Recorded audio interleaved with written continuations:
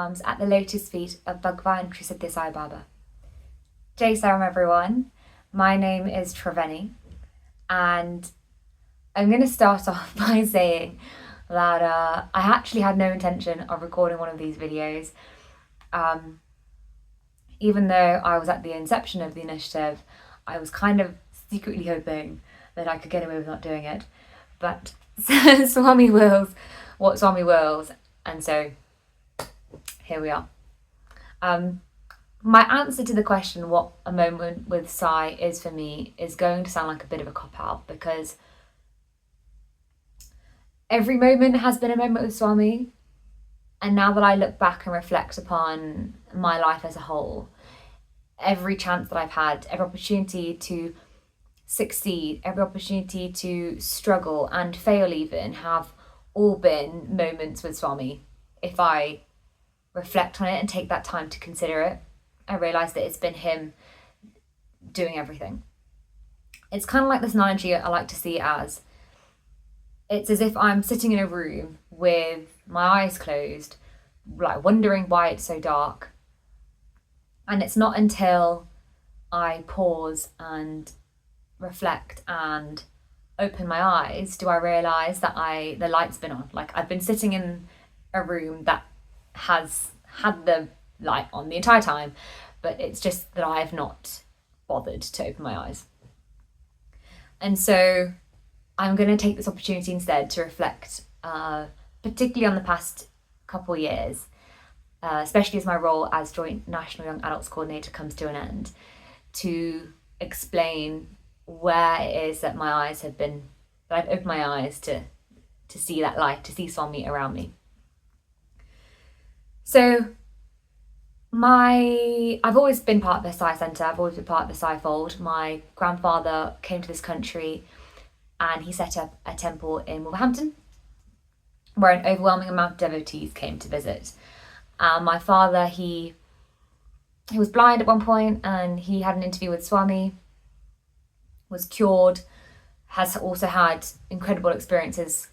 And so I've just always been part of the Saifold. It's been like part of my life the entire time, which at some point sort of didn't sit right with me.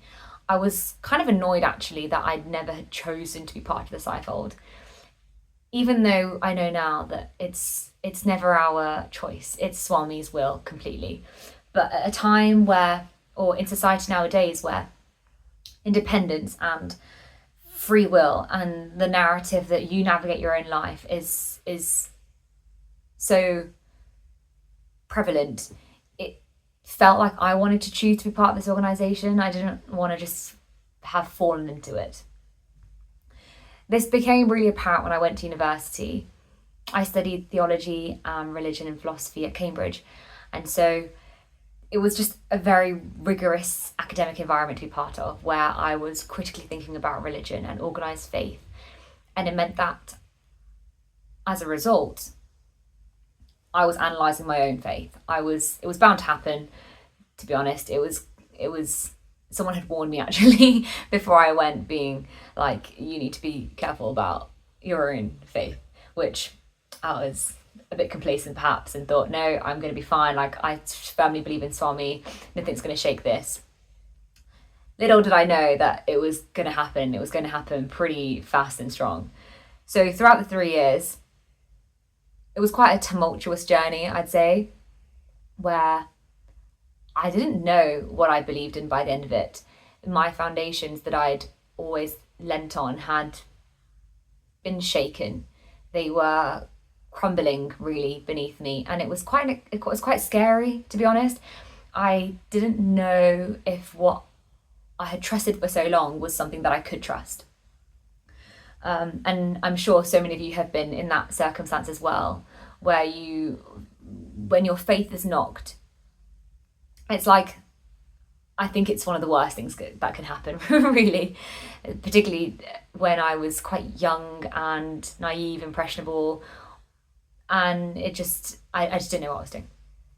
Anyway, we finished university and then I moved to London straight away. So lockdown hit, and in between the two lockdowns, I moved straight away to a new city, to a new job, to a new environment, everything suddenly had changed. And SAI centres were closed because obviously COVID. So there was nothing really for me to do. And they had started actually the Veda initiative program for the youth at the time. So I joined it, and there was actually one moment or an occasion where I'd finished a lesson and I could still hear some chanting.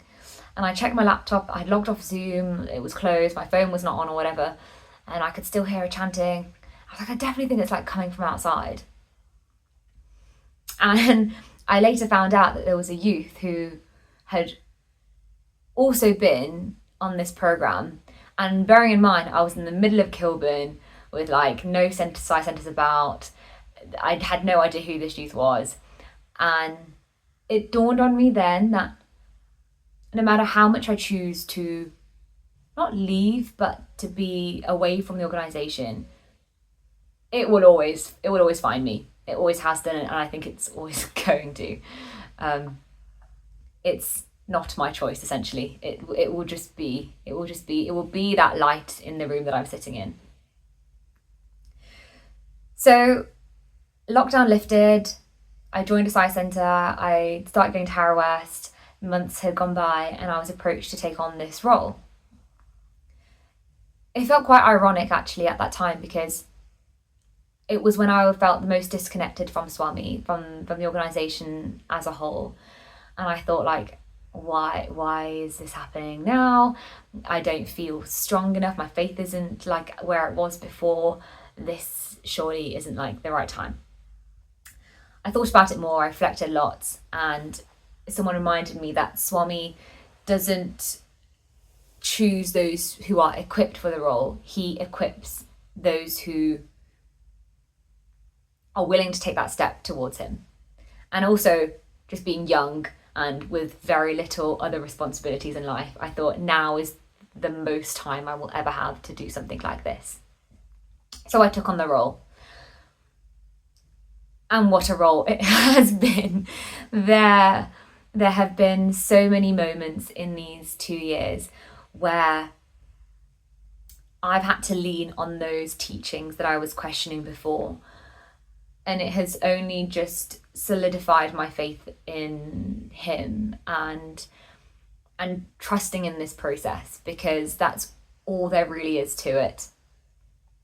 That's what Swami is, and that's how he nudges you, and he knows exactly when to push you for you to take on responsibility, even though it feels like there's going to be a weight on your shoulders. Even if you feel like now is not the right time, it could be in those moments of serendipity when you hear that rhythm across the street, or it could be in moments where you feel like you just can't get through something, that he shows his omnipresence.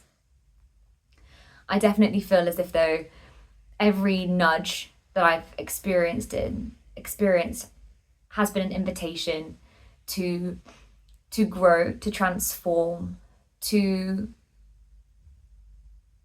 sit in those moments of hardship and realise that if I open my eyes a little bit wider, that he is around me, that he is always there guiding me through it, even if I don't want to believe that it's him. So reflecting on these 2 years, I've realised that this role isn't just about serving others. It's I actually think Swami has served me through it. And of course, he is serving others through me to a great degree. And every youth that I've worked with, every event that we've organised, everything that has happened in these past 2 years, it's been him, truly. It's not like he has to show himself in grand revelations or these huge miracles. It's those small moments, it's those quiet moments, it's those moments on Zoom, a late night call, it's those times after an event where you're exhausted and you are just hoping for a cup of tea. It's those moments where my frustration has turned into faith. They have been the moments with Sai. I have learned so much about the essence of SAI in the moment, and it's not about waiting for something extraordinary. It's about recognizing the extraordinary in the ordinary. It's about the realization that whether you're standing on stage or conducting an event or anything huge or small, it's even feeling lost and disconnected, it's Swami working through you. And when you finally pause and stop and look, then you realize that you're sitting in that light. So I will end by saying this to all my peers and all my fellow youth out there, that don't wait for that right moment, because every moment might not feel like it's the right one, but every moment is the right moment. If you just, and I was going to say if you have faith in Swami, but I also think that we shouldn't be afraid to experience that wavering. We shouldn't be afraid to take those steps, even if we feel like we're a bit on shaky ground, because something good will always come out of it. And even when it's unclear, lean into those opportunities that are presented before you. Know that he doesn't call the qualified, he qualifies those who are called. And so if you embrace that calling with faith and humility, you will grow in ways that you have never imagined before. And so it is is with all of this actually that I step away from this role with so much gratitude for Swami, so much gratitude for every single moment that has been given to me, every opportunity that's been given to me. I'm really thankful that I've had this chance to learn so much about myself in this process. And yeah, I've noticed that I am not walking this journey alone. I am definitely walking with Swami by my side, and I'm very excited just to see what happens next and where he's going to take me, because if it's been anything like it has been so far, I only know that it's going to be incredible. And with that, Jai Sai Ram.